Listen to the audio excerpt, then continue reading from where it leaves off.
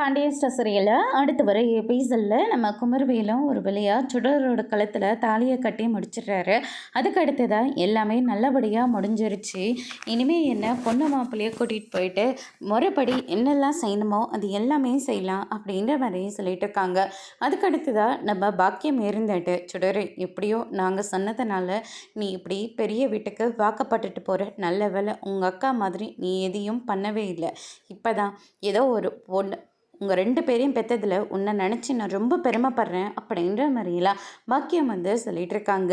ஆமாம்மா, ஏம்மா சொல்ல மாட்டேன்?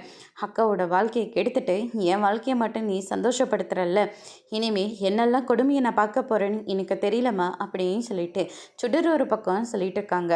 சுடர், என்னம்மா சொல்கிற? குமாரை பற்றி உங்களுக்கு எல்லாமே நல்லாவே தெரியுமா? உங்களுக்கு தெரிஞ்சதை விட அக்கா கூட இருந்து நானும் அது எல்லாத்தையும் தெரிஞ்சுக்கிட்டேன். ஆனால் கடைசியில் என்னையவே போய் இப்படி கல்யாணம் பண்ணி வச்சுட்டேன் இல்லம்மா அப்படின்னு சொல்லிட்டு சுடர் சொல்லிடுறாங்க. அதுக்கடுத்து தான் பார்த்தீங்கன்னா, அக்கா நீயேக்கா எதையும் பேசாமல் இருக்க? வேண்டாம் சுடர், நான் ஏதாவது பேசினா உன் மேலே நான் பொறாமப்படுறேன்னு சொல்லுவேன். இதெல்லாம் எதுக்கு சுடர்? எனக்கு நான் ஏதோ வேலைக்கு போனேன்னா என் குழந்தைய பார்த்துக்கணுன்னாவே நான் இருந்துக்கிறேன்.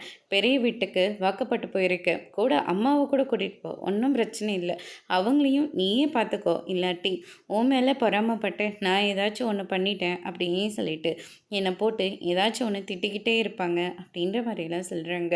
அதுக்கடுத்து தான் இந்த பக்கம் மாறியெல்லாம் சாந்தி முகூர்த்தத்துக்காக எல்லா ஏற்பாடும் பண்ணிகிட்ருக்காங்க. அதோட பிரம்ம முடிச்சிருக்காங்க.